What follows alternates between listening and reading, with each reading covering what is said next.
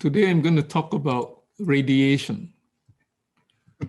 And I'm going to talk about far field approximation, as well as local plane wave approximation, and some of the other relevant topics.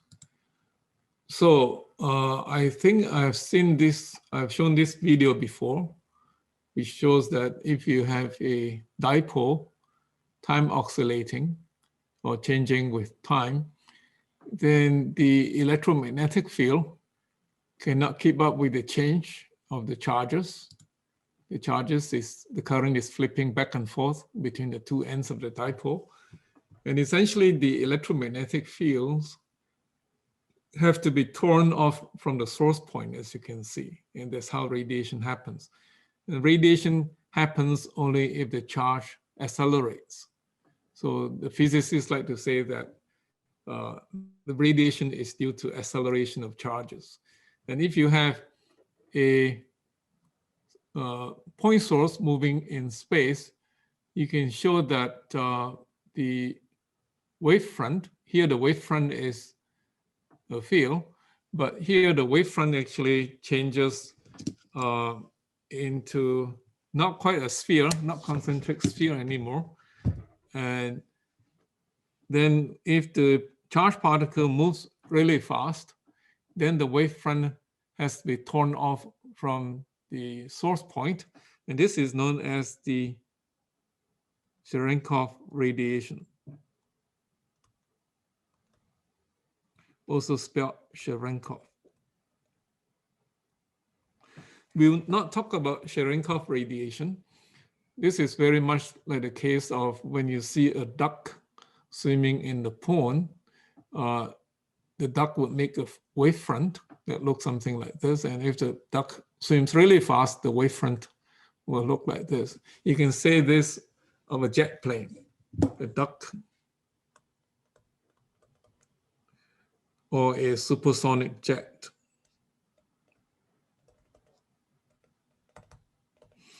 The charge actually has to move faster than the velocity of light or electromagnetic wave in the medium before it can radiate. So this is the case where you start to see the wavefront being torn off from the source point. So we will talk about simpler cases where the charges or the currents we have is a time varying current or charges, and that will give rise to radiation. And we have worked this out previously using all the complicated mathematics that we have learned before. For instance, we say that, well, if you have a current, you can find the vector potential A, and that vector potential is given by mu, the volume integral, dr prime, the convolution of the current source with the Green's function. And if I write the Green's function explicitly, the Green's function will look something like this. And hence the vector potential can be found mathematically. It says that once you know J, you know A. And you can also find the scalar potential by the same token. It will be given by this formula that we have derived before. A charge density, and then convolving with the Green's function by the principle of linear superposition. Okay, this is vector potential, and this is scalar potential. Okay. So, but these things are very complicated, as you can see. These equations are very complicated. They are obtained by solving this Helmholtz equation, like Laplacian plus beta square A, R is equal to minus mu J for the first case. And then for the second case is obtained by solving this Helmholtz equation, saying that the phi should satisfy this equation over here, okay?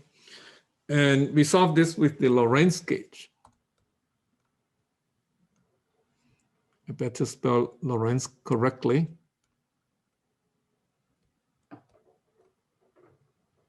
So are there any questions regarding this? This is regurgitating old knowledge, okay?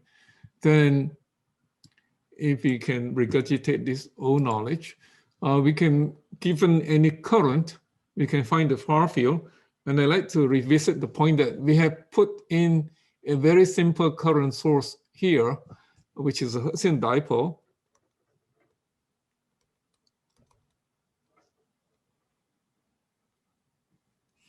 In that case, the current distribution is very simple. It would be a dipole pointing in the z direction multiplied by delta x, delta y, delta z. And that's how we define a point source. And you can say that this can be written in a compact notation by just writing it like this, okay? And you can put in more complicated functions if you want, as you have done in your homework. That is, you can put a more complicated functions of z there to indicate that instead of in a point source, you might have a filamental current source in the z direction. And then this is your x and the y direction. And there is a sinusoidal distribution of the current source in the z direction that is not point-like. And then you can define that distribution with the function b of z. And then you would have to perform these integrals. And one of the things that you do in performing this integral is that these are delta functions in the x and the y direction. But if you plug that in the integral, you will get that this is actually non-Hertzian. Okay, this one is non-Hertzian. This one is Hertzian. So if you look at the integral again, you will have the fact that if you have a very complicated integral like this, and you plug this in there, then the integration in the x direction and the y direction is trivial. You can use the shifting property of the delta function. But then the integration in the z direction would be very much more complicated. But you can make an assumption. You can make an assumption that that z prime, this would be plugged in with the prime variables. When you plug it into the integral, you can assume that you don't have to perform all the integration in its great gory detail, okay? But the fact that you can assume that you need only to integrate over the current, but you are going to assume that this part becomes simplified. Let me put this r somewhere else. Okay, over 4 pi r. I'm going to assume that r prime is small, okay? Because I'm going to assume that the source that I have is going to be located very much around the origin. So x prime, y prime, and z prime are all very small. So I can replace this exponential function plus its denominator with this thing. And then I would just have, this is an approximation, and I should indicate so. And then I can put this outside, okay, where I have assumed that the magnitude of r is equal to r. Then I would just have this integration over.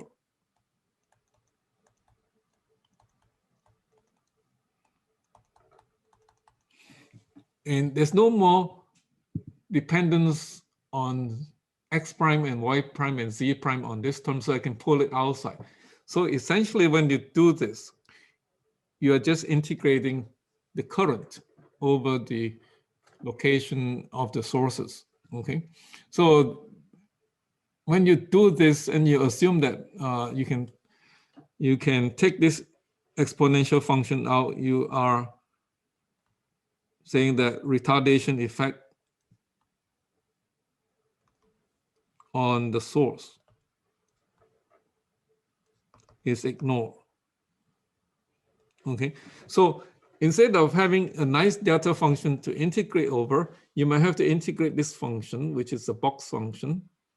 In some cases, okay, B of Z might look something like this. And if you want to be more realistic, you say that B of Z might look like a sinusoidal current distribution to get a better approximation of the current distribution when you perform this integration.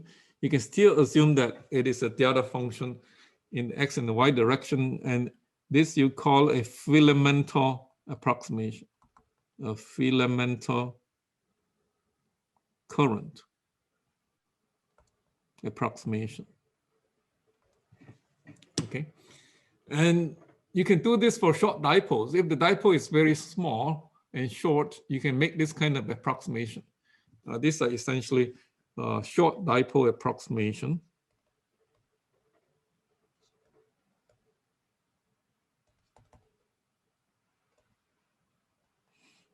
And effectively, what it says is that the radiation of the field is proportional to the area, the effective area or volume of the current, not having to account for the interference